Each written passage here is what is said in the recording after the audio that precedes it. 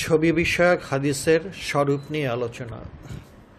এতদিন ছবি তোলা হারাম বলে ফতোয়া দেওয়া হতো, কিন্তু আজ এই বিজ্ঞানের যুগে যারা ছবি তোলা হারাম বলে ফতোয়া দিচ্ছে, তারাও ছবি তোলার বিষয়টিতে তবে নামক একটি অনুচ্ছেদ যোগ করে দিতে বাধ্য হচ্ছে।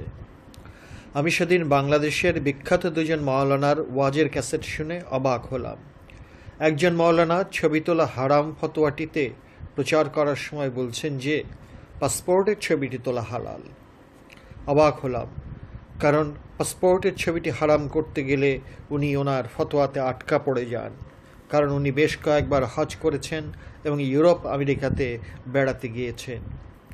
বিদেশে যেতে হলে পাসপোর্ট অবশ্যই লাগবে এবং পাসপোর্টের ছবি থাকতে হবে, তাই ঝোপ বুঝে কোপ মারার মতো উনি পাসপোর্টের ছবিটিকে হালাল বলে ফতোয়া দিয়েছেন।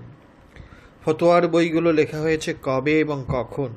উমাইয়া রাজবংশ এবং আব্বাসীয় রাজবংশের রাজত্বকালে মহানবীর নামে এবং বড় বড় সাহাবাদের মুখ দিয়ে বলানো অনেক বানানো হাদিসগুলোকে টেনে এনে ফতোয়ার বই রচনা হয়েছে।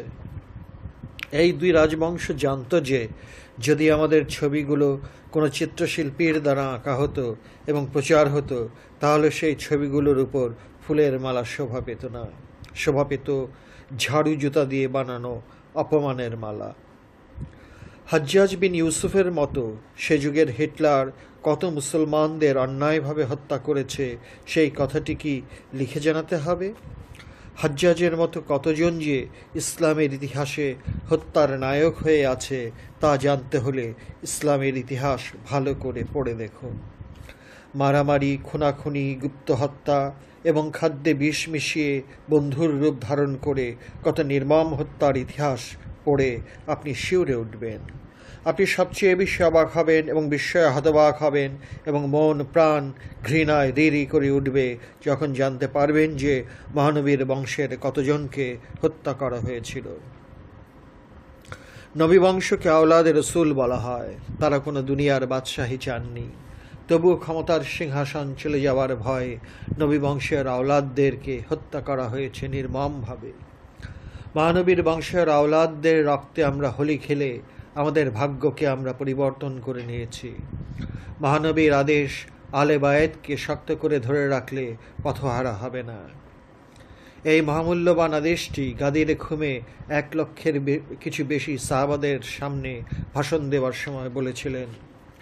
এই ভাষণের হাদিসটির কোনো সনদের প্রয়োজন হয় না, কারণ লক্ষ সাহাবাদের সামনে মহানবীর ভাষণটি এই দুই রাজবংশ মুছে ফেলার সাহস পায়নি। কিন্তু শক্ত করে ধরে রাখা তো দূরে থাক, বরং শক্ত হাতে নির্মমভাবে আলে বায়াতকে হত্যা করেছে। তাই পরিবর্তনের ভাগ্যটা কেমন হয়েছে এটা কি বুঝতে পারছি না?